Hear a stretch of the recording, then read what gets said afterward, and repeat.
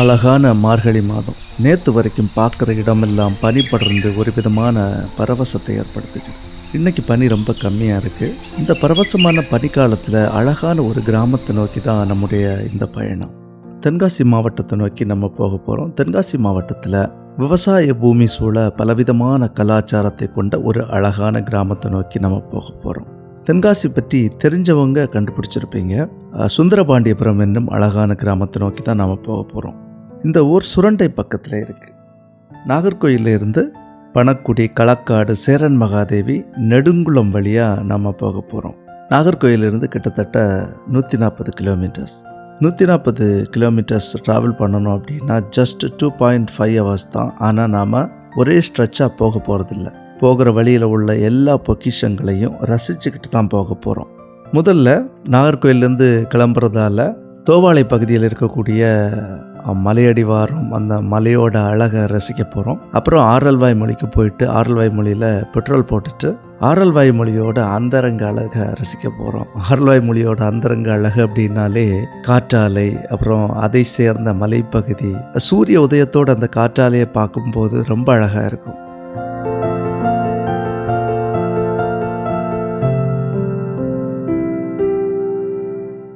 ஆரல்வாய் மொழியை கடந்து பணக்குடியில் ஒரு சிறிய கடையில் பிரேக்ஃபாஸ்ட்டு சாப்பிட்டேன். ரொம்ப நல்லா இருந்தது. பணக்குடி தாண்டிய உடனேயே பச்சை தாவணி உடுத்திய வயல்வெளிகள் தன்னுடைய வர்ணிக்க முடியாத அழகை காட்டி எல்லோரையும் கவர்ந்தெழுத்துட்டு இருந்தது. பச்சை வயல்வெளிகள், பூந்தோட்டம் என நிறைய அட்ராக்ஷன்ஸ் பணக்குடியில் இருக்குது. கடைசியாக பணக்குடி முடிகிற இடத்துல ஒரு அம்மன் கோயில் கல்லால் மட்டுமே கட்டப்பட்டிருந்தது. கண்டிப்பாக இந்த கோயில் பல நூறு ஆண்டுகள் கழித்தும் இதே போல் புதுசாக இருக்கும். ஏன்னா பழைய கோயில்கள் எல்லாமே கல்லால் கட்டப்பட்டது தான். இப்போ கூட புதுசு மாதிரி இருக்குது. அதனால தான் சொல்கிறேன், இந்த கோயிலும் கண்டிப்பாக பல நூறு ஆண்டுகள் வரும்.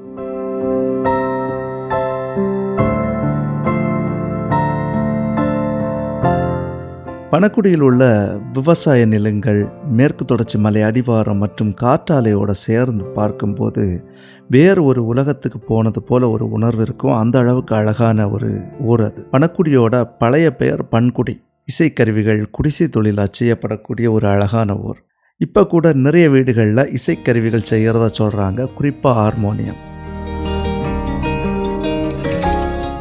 பணக்குடியில் நான் கண்டு வியந்த வேறொரு விஷயம் என்ன அப்படின்னா, 100 வயதான ஒரு தாத்தா. 100 வயதுலேயும் அவர் பைசைக்கிளில் பயணம் பண்ணுறாரு. ரொம்பவே தெளிவாக பேசுகிறாரு. ஒரு காலத்தில் விவசாயம் பண்ணியிருக்கிறாரு. உடல் உழைப்பும் சரியான உணவு வகையும் எந்த கெட்ட பழக்கமும் இல்லைன்னா இந்த தாத்தா போல் வாழலாம் அப்படிங்கிறத தான் நான் கற்றுக்கிட்டேன். ஓகே, தாத்தாக்கு 100 வயசாச்சு. விவசாயமா தாத்தா? முன்னாடி விவசாயம் பண்ணீங்களா? சரி சரி சரி சரி. தாத்தா பேர் என்ன? அப்பாத்துறை. அப்பாத்துறை நாடாரா? Okay okay okay okay. சரி சரி ஓகே. ஓ சரி தாத்தா, சரி தாத்தா, சரி தாத்தா. டெய்லி டீ குடிக்கிறீங்களா? ஆமாம், டெய்லி இந்த குடிச்சு 2 வாடகை. சரி தாத்தா, சாப்பிடுவீங்களா? சரி தாத்தா, சரி சரி சரி சரி சரி சரி சரி. வீட்டால் உண்டா? வீட்டாலும் அப்படியா? 100 வயசுல நீங்க இப்படி சைக்கிள் உருட்டிட்டு வர்றீங்கன்னா ஆச்சரியமா இருக்கு எனக்கு.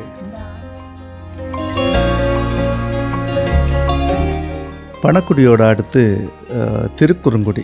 இந்த திருக்குறுங்குடியும் மேற்கு தொடர்ச்சி மலை அடிவாரத்தில் இயற்கை வளம் சூழ இருக்கக்கூடிய ஒரு அழகான ஊர் தான்.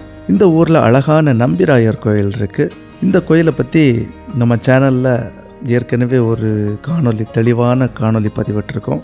கண்டிப்பாக பாருங்கள். திருக்குறுங்குடியில் மேற்கு தொடர்ச்சி மலை அடிவாரத்தில் ஒரு அழகான பெரிய குளம் இருக்குது. இந்த குளம் பார்த்தோம் அப்படின்னா, காற்று அதிகமாக உள்ள காலங்களில் பார்த்தோம் அப்படின்னா கடல் போல் அலை அடிக்கக்கூடிய குளம். கோடை காலங்களில் வெளிநாடுகளில் இருந்து கூட நிறைய பறவைகள் இந்த குளத்தை நம்பி வருது. அந்த அளவுக்கு பெரிய குளம். நான் இந்த குளத்துக்கு நிறைய தடவை வந்திருக்கேன். ஃபோட்டோ ஷூட் பண்ணுறதுக்கும் பறவைகளை வீடியோ எடுக்கிறதுக்கும் இந்த குளத்துக்கு வந்திருக்கேன். ரொம்ப அழகான குளம். நிறைய ஆட்களும் கோடை காலங்களில் பல பகுதிகளில் இருந்து வந்து குளிச்சுட்டு போவாங்க.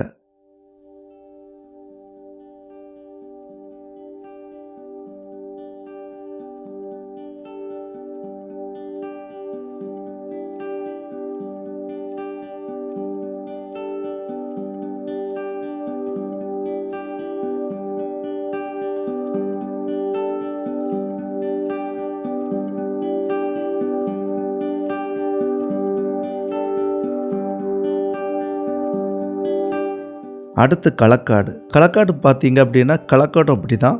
களக்காடு, முண்டந்துறை, ரிசர்வ் ஃபாரஸ்ட்லாம் இந்த பகுதியில் இருக்குது. களக்காடில் ரொம்ப பழமையான ஒரு சிவன் கோயில் இருக்குது. அந்த கோயிலுக்கு நான் போயிருக்கேன். ரொம்ப அழகாக இருக்கும். நம்ம களக்காடு கோயிலுக்கு போகிறதில்ல. களக்காடு டவுனை தாண்டின உடனே ஒரு குளத்து கரையில் ஒரு அண்ணாச்சி வந்துட்டு கேப்பக்கூழ் வித்துட்டு இருந்தார். ஃப்ரெஷ்ஷாக வித்துட்டு இருந்தார். நம்முடைய அழகான ஹெல்த்தியான நம்ம ஃபுட்டு. அதனால் அதையும் சாப்பிட்டுட்டு இயற்கையோட இறகுகளை ரசிச்சுட்டே போயிட்டு இருந்தேன். களக்காடுக்கு கொஞ்சம் பின்னாடி ஒரு அழகான ரிவர் பிரான்ச், அதில் நம்ம குளிக்கலாம் அப்படின்னு நான் முடிவு பண்ணேன். பொதுவாக இது போல் ட்ரிப்பில் பார்த்தோம் அப்படின்னா கண்ணில் படக்கூடிய ஆறுகள், குளங்களில் குளிக்கிறது உண்டு. ஆனால் இது போல் ட்ராவல் டைமில் வேறு ஊரில் இயற்கை நிறைந்த பகுதியில் குளிக்கிறது வேறு ஒரு விதமான அனுபவமாக இருக்கும். இந்த ரிவர் பிரான்ச்சில் குளிக்க போகிறோம், என்ஜாய் பண்ண போகிறோம். நான் குளிக்கும்போது நிறைய சிறுவர்களும் குளிச்சுட்டு இருந்தாங்க. ரொம்ப நல்லா இருந்தது. இது தண்ணி வந்து பார்த்திங்கன்னா மலையடிவாரத்தில், மேற்கு தொடர்ச்சி மலையடிவாரத்தில் நேரடியாக வர்றதுனால, ரொம்ப தூரம் கடந்து வராததுனால ரொம்ப குளிராக இருக்குது. கண்டிப்பாக நிறைய ஹெர்பல்ஸ் எல்லாம் தாண்டி வர்றதுனால இது ஒரு மருத்துவ குணம் கொண்ட தண்ணியாக தான் இருக்கும். ரொம்ப நல்லா இருக்குது. குளித்து முடிஞ்ச உடனே பார்த்தோம் அப்படின்னா ரெஜுவினேட்டடாக நான் ஃபீல் பண்ணுறேன். ஒரு ரிஃப்ரெஷ்டாக ஃபீல் பண்ணுறேன். அந்த அளவுக்கு நல்லா இருக்குது. இந்த இடத்துல குளிக்கிறதுக்கு நிறைய பகுதிகளில் இருந்து ஆட்கள் வர்றதா சொல்கிறாங்க.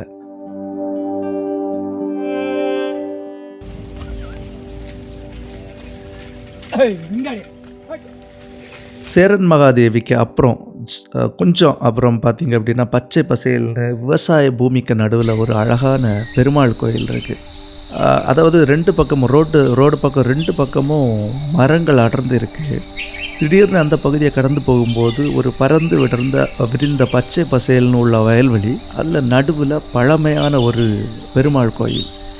பார்க்குறதுக்கே ரொம்ப ஒரு வித்தியாசமான ஒரு அட்ராக்ஷனாக இருக்கும். அந்த பகுதியில் போகிறவங்க எல்லாருமே நிறுத்தி ஜஸ்ட்டு அப்படி ஃபோட்டோ எடுத்துகிட்டு வீடியோ எடுத்துகிட்டு தான் போகிறாங்க. அந்த அளவுக்கு அழகான ஒரு கோயில். அதையும் கொஞ்ச நேரம் நின்று ரசித்து வீடியோஸ் எடுத்துக்கிட்டேன்.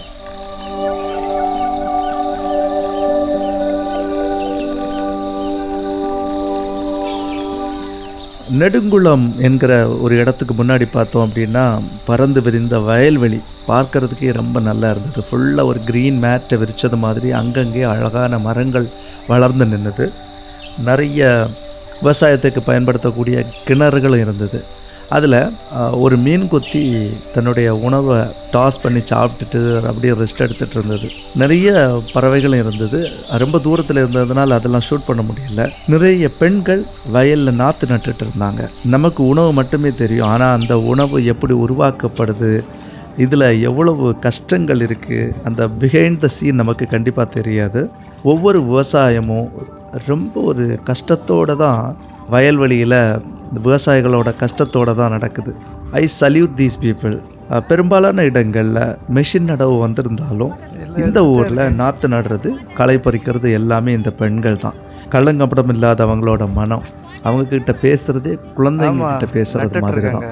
நான் வீடியோ எடுக்கிறத பார்த்து அவங்க வெட்கப்பட்டுட்டு வேலை பார்த்துட்டு இருந்தாங்க. மெஷின் வரல இன்னும்.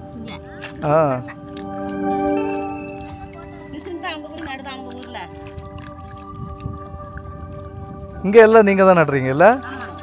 சரி சரி. உள்றது மெஷினா மாடா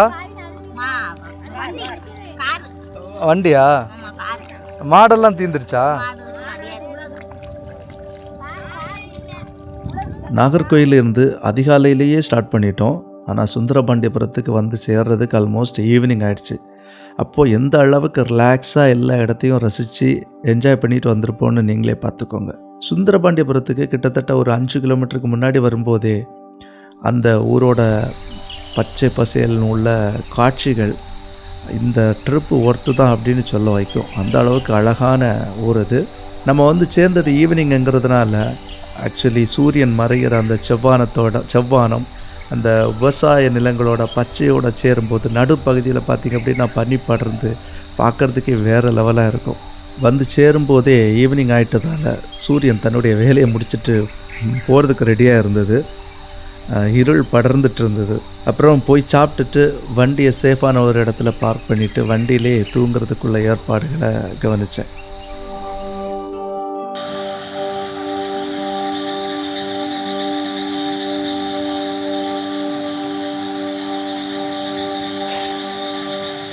அடுத்த நாள் அதிகாலையில் 3 மணிக்கு பக்கத்து வீட்டிலேருந்து கர்நாடக சங்கீதம் வந்து ப்ராக்டிஸ் பண்ணிகிட்டு இருக்கிறது காதில் வந்து விழுந்தது.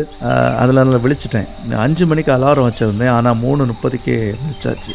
உடனே ரிஃப்ரெஷ் ஆகிட்டு சூரிய வெளிச்சத்துக்காக காத்துக்கிட்டு இருந்தேன். ஊரை சுற்றி இருக்கக்கூடிய அழகான குளத்தை சுற்றி இருக்கக்கூடிய அற்புதமான விவசாய நிலங்கள், குளத்துக்கும் விவசாய நிலத்துக்கும் இடையில் இருக்கக்கூடிய நீண்ட நெடிய அழகான சிறிய சாலை, இவையெல்லாம் ட்ரோன் வியூவில் பார்க்கும்போது பார்த்தா மிரண்டே போயிடுவோம். அந்த அளவுக்கு அழகான ஒரு ஊர். நான் கூட யூடியூப்பில் வேறு வீடியோ பார்த்து தான் இந்த ஊருக்கு போகணும் அப்படின்னு முடிவெடுத்தேன். இந்த ஊருக்கு சுந்தரபாண்டியபுரம்னு பேர் வர என்ன காரணம் அப்படின்னு பார்த்தோன்னா, 13ஆம் நூற்றாண்டு பகுதியில் வாழ்ந்த பாண்டிய மன்னன் மாரவர்மன் சுந்தரபாண்டியன் நினைவாக தான் இந்த பெயர் வைக்கப்பட்டிருக்கு. பேருக்கு ஏற்றவாறு ரொம்பவும் சுந்தரமான ஊர் தான். இந்த ஊரில் ஜூனில் இருந்து செப்டம்பர் மாதம் வரைக்கும் பார்த்தோம் அப்படின்னா இந்த சீசனில் சன்ஃப்ளவர் கார்டன் பயிரிடுவாங்க. அது பார்க்குறதுக்கு வேறு லெவலாக இருக்கும். ஆனால் நாம் வந்திருக்கக்கூடிய இந்த காலத்தில் சன்ஃப்ளவர் செடி வந்து பயிரிடலை. இந்த ஊரோட வேறொரு சிறப்பு என்ன அப்படின்னா, நிறைய சினிமாக்கள் இந்த ஊரில் எடுக்கப்பட்டிருக்கு. தமிழ் படங்கள், மலையாள படங்கள், வேறு மொழி படங்கள் என நிறைய படங்கள் எடுக்கப்பட்டிருக்கு. எக்ஸாம்பிளுக்கு சொல்லணுன்னா, ரோஜா, அன்னியன் போன்ற படங்களில் சில காட்சிகள் படமாக்கப்பட்டிருக்கிறதா சொல்கிறாங்க. அடுத்த சிறப்பு, இந்த ஊரில் இருக்கக்கூடிய அக்ரஹார தெருக்கள் ரொம்ப அழகாக இருக்கும்.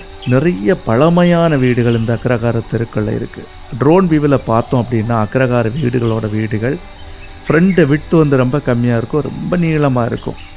அந்த ஸ்ட்ரீட்டை பார்க்குறதுக்கே ரொம்ப அழகாக இருக்கும். ட்ரோன் டாப் வியூவில் பார்க்குறதுக்கே ரொம்ப அழகாக இருக்கும். இந்த தெருவோட முடிவில் ஒரு தெப்ப குளம் இருக்குது. சுந்தரபாண்டியத்தை பொறுத்த வரைக்கும் நிறைய கம்யூனிட்டி ஆட்கள் வசிக்கிறாங்க. இதில் இந்த அக்ரஹாரமும் அடங்கும். இந்த அக்ரஹார தெருக்களோட டாப் வியூ, அப்புறம் வந்துட்டு அந்த குளத்தோட டாப் வியூ, விவசாய நிலங்கள் எல்லாத்தையும் சேர்ந்த ட்ரோன் வியூவில் பார்க்கும்போது வேறு லெவலாக இருக்குது. நான் வீடியோ எடுத்துகிட்டு இருக்கும்போது அக்ரஹாரத்தில் உள்ள கொஞ்சம் பெரியவா பெருமாளுக்கு பஜனை பாடிட்டு வந்தா. மார்கழி மாதம்னாலே பெருமாளுக்கு பல விழாக்கள் உண்டு தானே.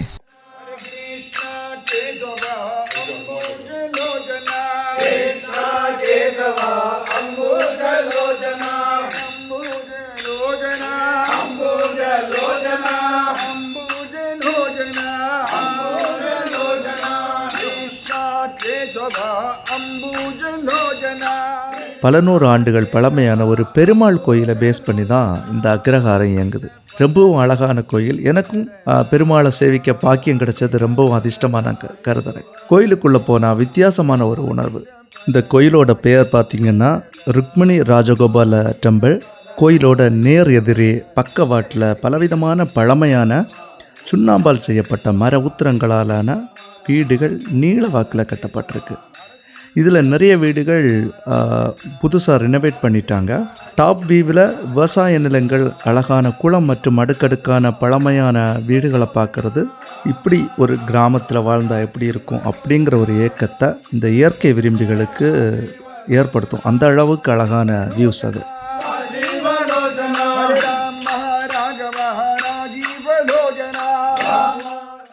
விவசாய பகுதிகளில் நெல் பயிர்கள் மட்டும் இல்லாமல் செவ்வந்தி தோட்டங்களும் அங்கங்கேயா பயிரிடப்பட்டிருந்தது. அது பார்க்கறதுக்கு ரொம்ப நல்லா இருந்தது. செவ்வந்தி தோட்டங்கள் அதிகமாக இருந்திருந்ததுன்னா சூரியகாந்தி தோட்டம் போலவே ரொம்ப பிரமிக்க வச்சுருக்கோம்.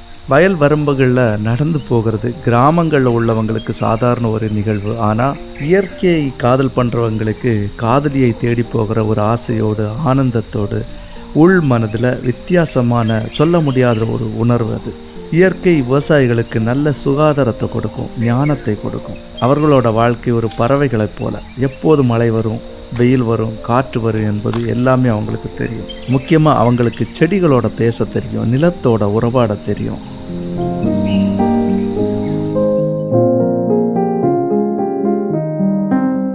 சுந்தரபாண்டியபுரத்தில் இருந்து சுரண்டை போகிற ஸ்ட்ரெச்சில் ரொம்ப அழகாக இருக்கும் சீன்ஸ் எல்லாம். ஃபோட்டோகிராஃபர்ஸ், வீடியோகிராஃபர்ஸுக்கு நிறைய சீன்ஸ் கிடைக்கும். விவசாய நிலங்கள், விவசாயத்துக்கு பயன்படுத்தக்கூடிய கிணறுகள் என ரொம்பவும் சூப்பராக இருக்கும். சுந்தரபாண்டியபுரத்துலேருந்து சுரண்டை போகிற வழியில் ஃப்ரெஷ்ஷாக இளநீ பறித்து வச்சுருந்தாங்க. பெரிய சைஸ் இளநீ தோட்டத்துலேருந்து கடைக்கு கொண்டு போகிறதுக்காக ரோட்டு சைடில் கூட்டி வச்சுருந்தாங்க. அவர்கிட்ட கேட்டு ஒரு இளநீயும் குடித்தேன். ஜஸ்ட் 30 ருபீஸ் தான். ஆனால் அவங்கக்கிட்ட இருந்து கொள்முதல் பண்ணக்கூடிய ரேட்டுன்னு பார்த்தோம் அப்படின்னா ஜஸ்ட் 20 ருபீஸ் தான். ஆனால் அது கடைக்கு வரும்போது 40 மாறுது, 50 மாறுது, 60 மாறுது. ரொம்ப கொடுமையான விஷயம் இது இந்தியாவில். ஏன்னா விவசாயிக்கு ஒன்றுமே கிடைக்கிறது இல்லை, இடையில் உள்ள இடை வியாபாரிகளுக்கு தான் எல்லா லாபமுமே கிடைக்கிது. இந்தியாவின் சாபக்கேடு இது. உழைப்புக்கேற்ற சம்பளம் விவசாயிக்கு கிடையாது, ஆனால் இடை வியாபாரிகளுக்கு மட்டும் பெரிய லாபம். இந்த பயணம் நமக்கு பலவிதமான அனுபவங்களை, உணர்வுகளை தந்திருக்கும்னு நம்புகிறேன். இதே போன்ற வேறொரு காணொலியோட உங்களை சீக்கிரம் சந்திக்கிறேன். அண்டில் தென் பாய்.